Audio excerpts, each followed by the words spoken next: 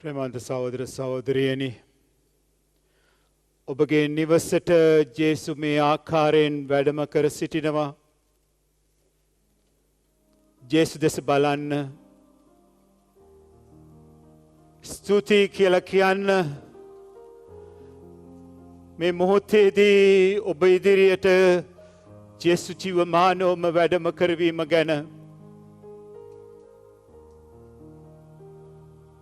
මාගේ නාමයෙන් දෙන්නෙක් තුන් දෙනෙක් ඔතන රැස් වන්නේත එතන වහන්සේ වැඩ සිටින බව අපට පවසා තිබෙනවා. එනිසා අපි විශ්වාස කරන ඔබ වහන්සේගේ දේ වචනය තුළ ඔබ වහන්සේ අපි සමග අපේ නිවසේ තුළ වැඩ සිටින බව. ස්තුතියි, ගොඩාක් ස්තුතියි ජේසුනි. ඔබ වහන්සේ ගොඩාක් දුක් විඳලා මේ පූපේ තුල වැඩ සිටින්නේ. ඔබ වහන්සේ ගොඩාක් දුක් විඳා. ප්‍රසිද්ධ ජීවිතය තුල ඔබ වහන්සේ ගොඩාක් මිනිසුන්ගෙන් බැනුම් ඇහුවා. ඒ බැනුම් ඇහුවේ අපගේ පාපය නිසායි. ඔබ වහන්සේ කසපහර කෑවේ අපි හැමෝගේම පාපය නිසායි. ඔබ වහන්සේ පැතුණක් කුරුසේ එල්ලී සිටියේ අපගේ පාපය නිසායි. ඔබ වහන්සේ කුරුසේ ජීවිතේ පූජා කරද්දී ඔබ වහන්සේ කිව්වා, ස්වාමිනී මොවුන් නොදැන කර නිසා මොවුන්ට සමාව දෙන්නට කියලා.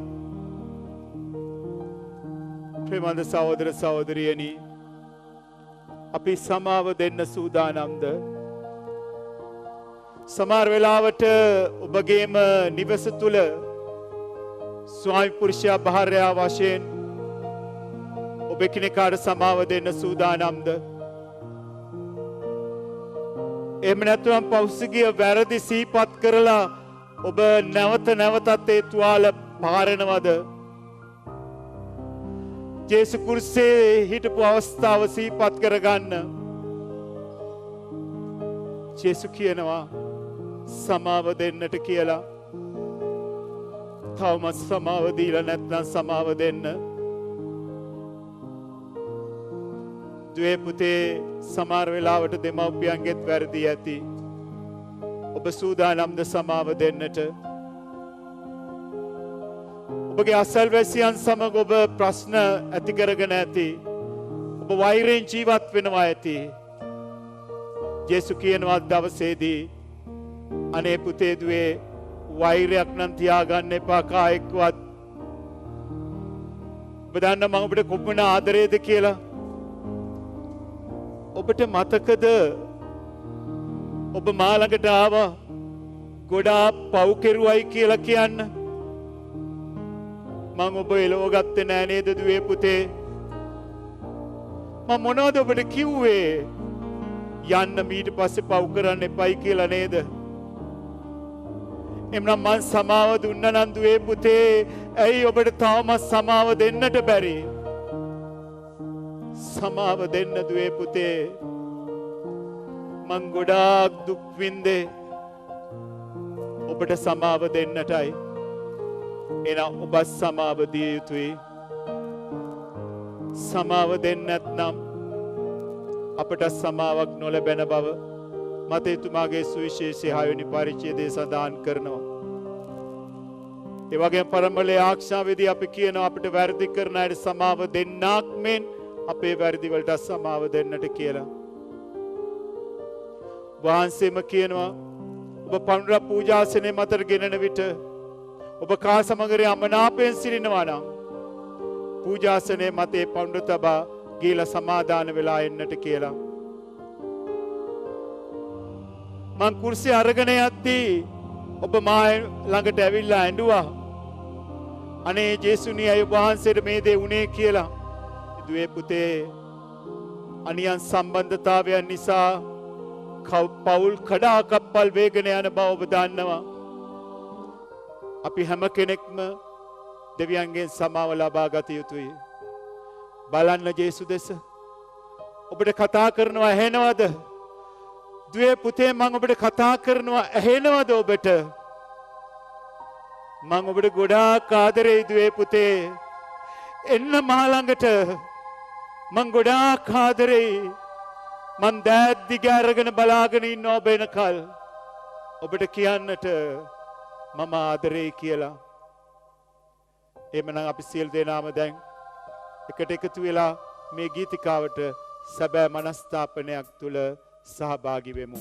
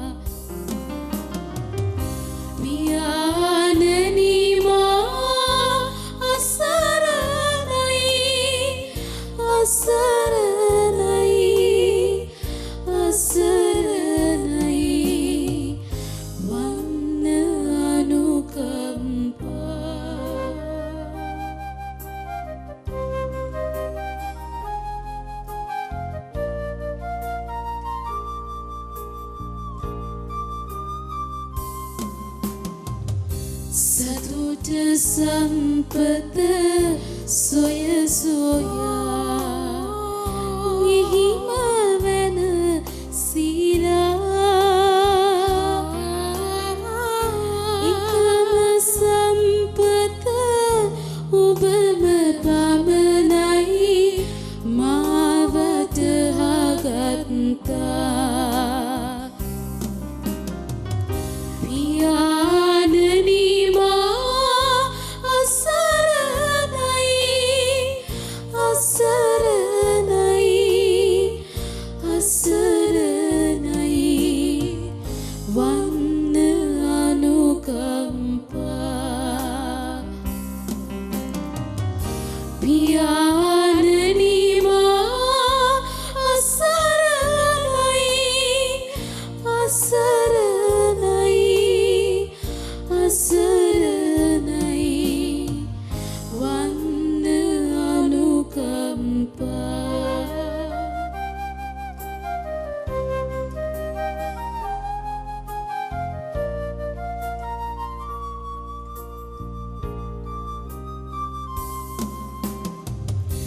නිතට කඳුලැලි මතුවුණේ කුසට ගිනි දැනිලා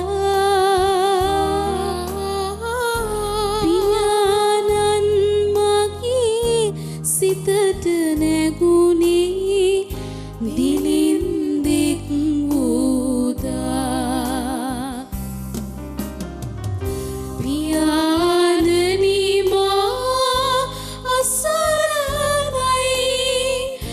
අසරණයි වසරණයි වන්න අනුකම්පා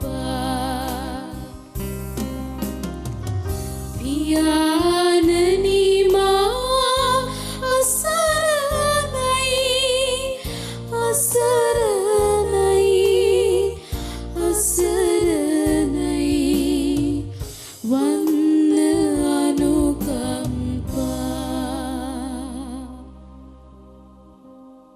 දේව තාත්තේ අපි ගොඩාක් අසරණ වෙලා ඉන්නේ ඒ පාපේ නිසායි කොපමණ උත්සාහ කළත් තාත්තේ ගැලවෙන්නට බෑ අපට අපේ පාපයෙන්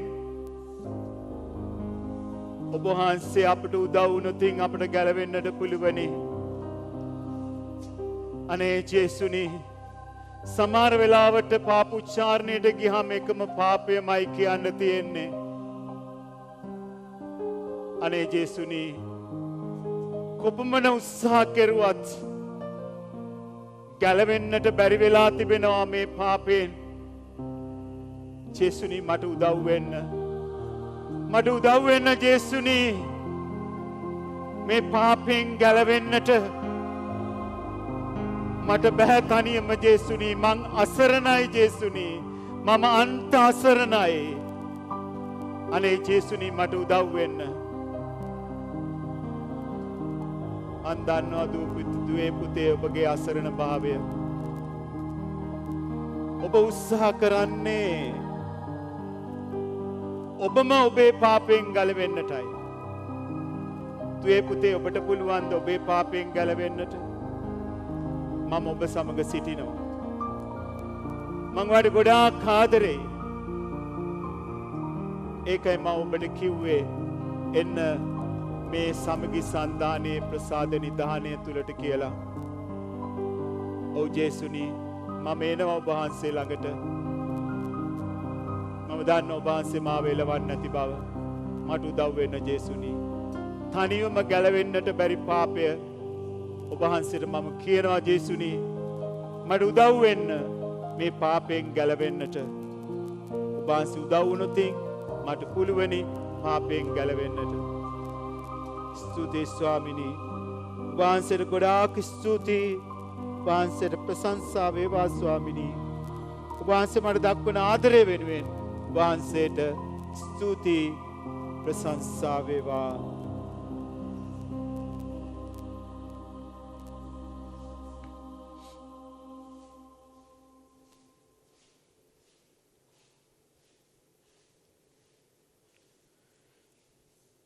අපි දේව වචනයට හුම්කන් දෙමු. සුදු ජෝන්තුමාගේ සුවිශේෂයේ 6 වෙනි පරිච්ඡේදයේ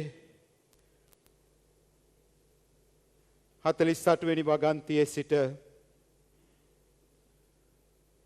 ජීවනදායක භෝජනය මමය ඔබේ පියවරු කාන්තාරයේදී මන්නා කෑහ. එහෙත් ඔව්හු මිය ගියහ. මේ වනායි ස්වර්ගයෙන් බැසෙන භෝජනය බැවින් එයින් පෝෂණය වන කිසිදු මිනිසෙක් නොමැරෙන්නේය. ස්වර්ගයෙන් පහළ වන ජීවනදායක භෝජනය මමය. යමෙක් මේ භෝජනයෙන් වැළඳුවොත් ඔහු සදාකල් ජීවත් වන්නේය. මා විසින් දෙනු ලබන භෝජනය මාගේ මාංශය වේ. මා එය දෙන්නේ ලෝකයාගේ ජීවනය පිණිසයි වදාළසේක. එවිට ජුදෙව්වරුන් අතර විවාද කරමින් මේ මිනිසාගේ මාංශය අනුභව කරන පිණිස මට දෙන්නේ කෙසේදයි කීය. එබැවින් ජේසුස් ස්වාමීන් වහන්සේ උන් මෙසේ ඇමතුසේක. ඒකාන්තයෙන්ම ඔබට කියමි, ඔබ මනුෂ්‍ය පුත්‍රයන්ගේ මාංශය අනුභව නොකරන්න වුනම්, ඔහුගේ රුධිරේ පානය නොකරන්න වුනම් ඔබ තුල ජීවනය නැත. යමෙක් මාගේ මාංශය අනුභව කරන්නේද, මාගේ රුධිරේ පානය කරන්නේද, ඔහු තුල සදාතන ජීවනය ඇත.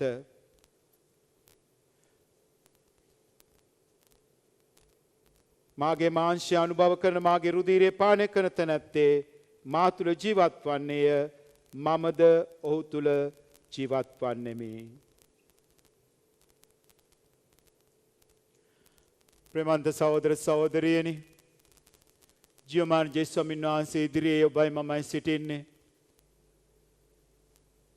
ඔබ විශ්වාස කරනවද මේ ජේසුස් දෙවියන් වහන්සේයි කියලා?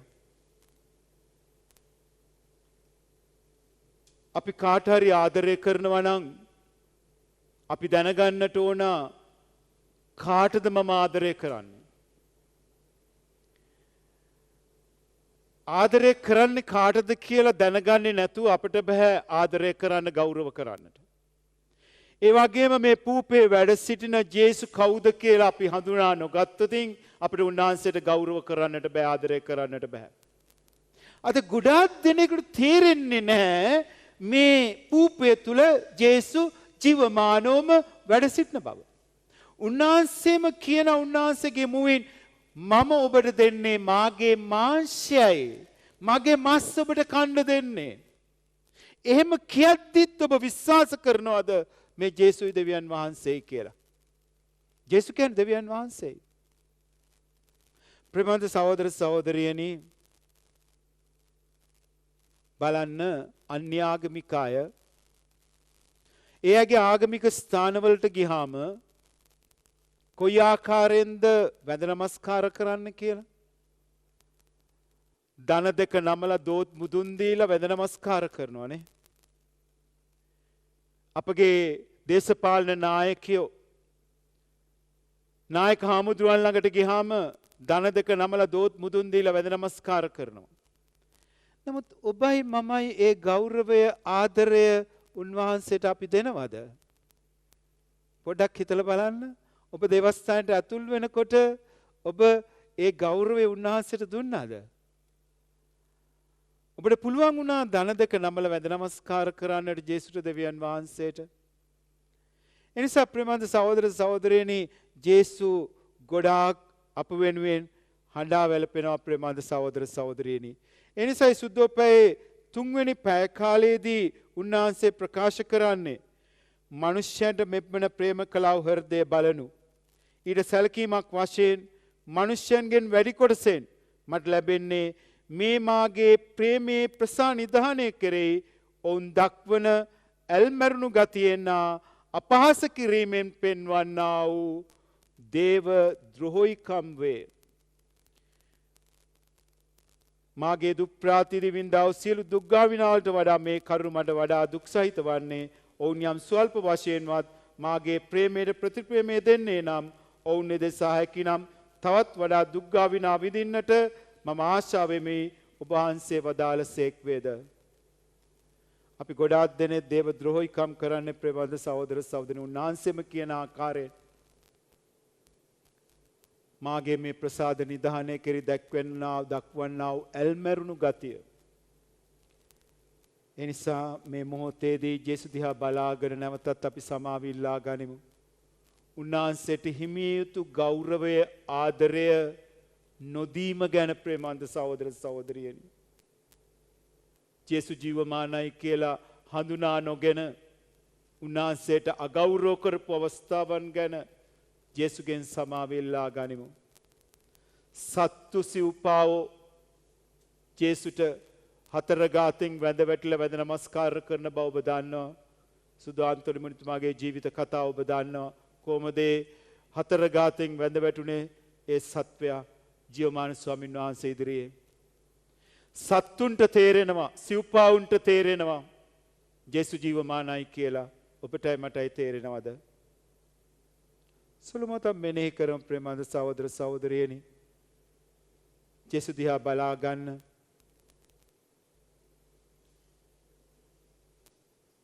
ඔබට මතකද ඔබ අවසාන වතාවට දේවස්ථානයට ගිය අවස්ථාව? ඔබ කොහොමද හැසිරුණේ? ඔබට මතකද මේ කොරෝනා වසංගතයට ඉස්සෙල්ලා අවසාන වතාවට පූජාවට ගිය දවස?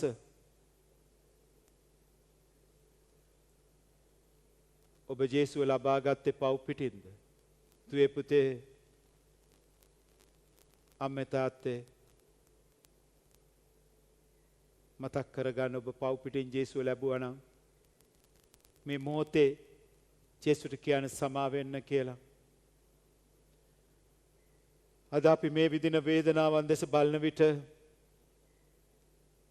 ඒ ඔබගේ මගේ පාපය නිසායි.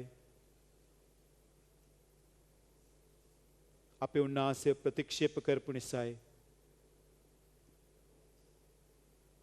උන්වහන්සේ කියනවා යමෙක් මාගේ මාංශය අනුභව නොකරන්න වුණම්, මාගේ රුධිරයේ පානය නොකරන්න වුණම් ඔහු තුල ජීවනය නැහැ කියලා. ඔබ කවද්ද අවසාන වතාවට පූජාවට ගියේ? ශ්‍රී ලංකාවේ කතෝලික ජනතාවගේ 25% නැත්නම් 30% පමණයි ඉරිදා පූජාවට සහභාගී වෙන්නේ. ඒ අන අයගෙනුත් බොහොම සුළු පිරිසයි අවංකවම සැබෑ මනස්ථාපනයක් තුළ පූජාවට සහභාගී වෙන්නේ. අපි කොච්චර ජේසුට වද වේදනා දීලා තිබෙනවද? සමා වෙන්න කියන්න.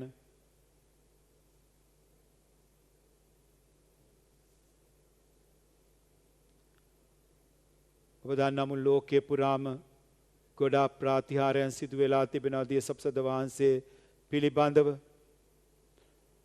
ඔබ විශ්වාස කරන දේ ප්‍රාතිහාර්යයන් කෙරෙහි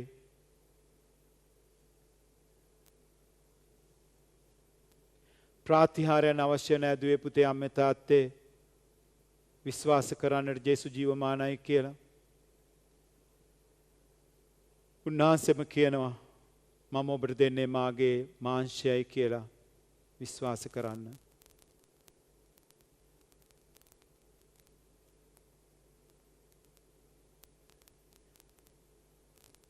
අපි වෙනස් වෙමු.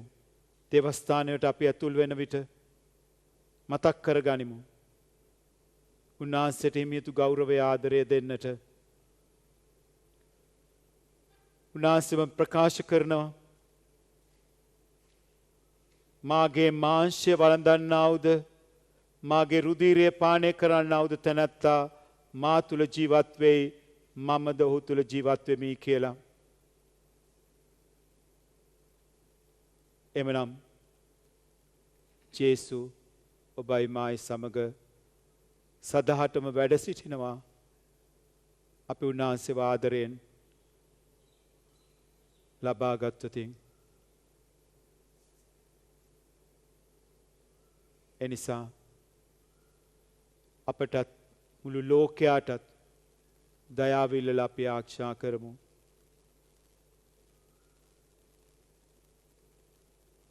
දේශප්‍රසද වහන්සේ ඉදිරියේ සිටින අපි උන්වහන්සේට ස්තුතියි කියලා කියමු. මේ මහඟු අවස්ථාව ඔබටයි මටයි ලබා දීම ගැන විශ්වාස කරන්න. ජේසු ඔබ අතර වැඩ සිටින බව. එමනම් දැන් අපි ඒ ජේසුගේ ආශිර්වාදය අපේ පවුල්වලට, අපේ රටට, මුළු ලෝකයාටම ලැබෙන්නට කියලා දේශප්‍රසද ආශිර්වාදයට අපි සහභාගී වෙමු.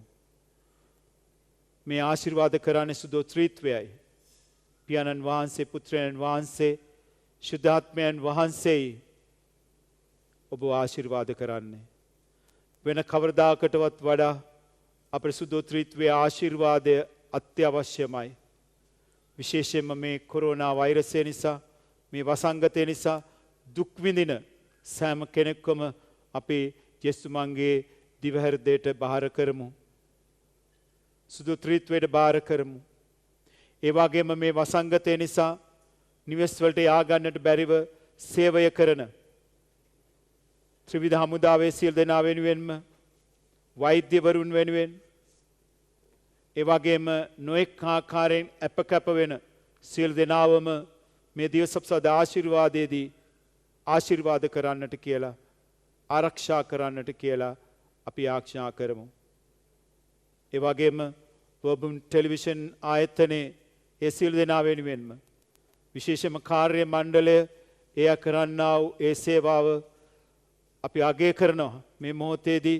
ඒ නිසා විශේෂයෙන්ම ජේසුට කියමු, ඒ පවුල්වල සියලු දෙනාවමත් ආශිර්වාද කර ආරක්ෂා කරන්නට කියලා. එමනම් දැන් ජේසුගේ ආශිර්වාදය, පියාණන් වහන්සේගේ, පුත්‍රයන් වහන්සේගේ, ශුද්ධාත්මයන් වහන්සේගේ ආශිර්වාදය ලබා ගන්නට අපි සියලු දෙනාම අවුතුමේ ගීයට සහභාගී වෙමු.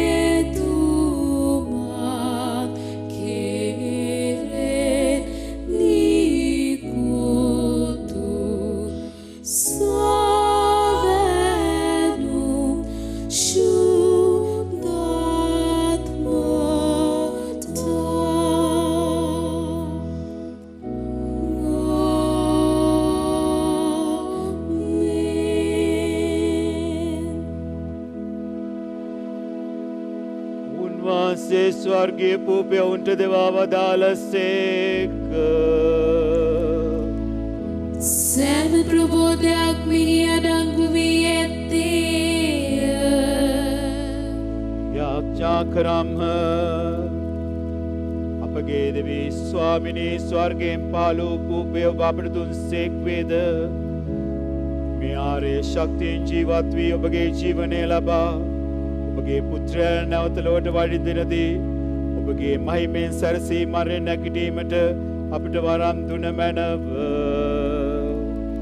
මේකදී අපගේ ස්වාමීන් වූ යේසුස් වහන්සේ උදෙසාම අපට ලැබේවා.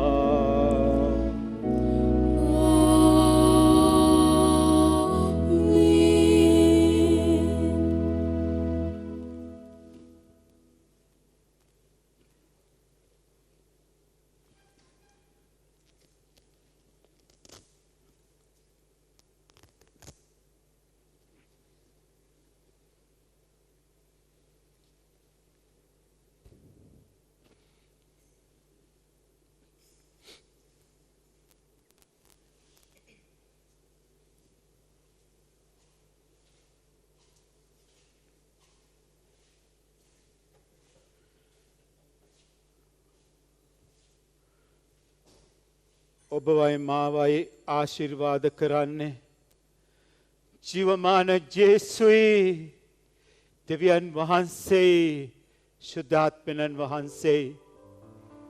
ඒ ආශිර්වාදය අපි සියලු දෙනාම මේ මොහොතේදී ලබා ගනිමු.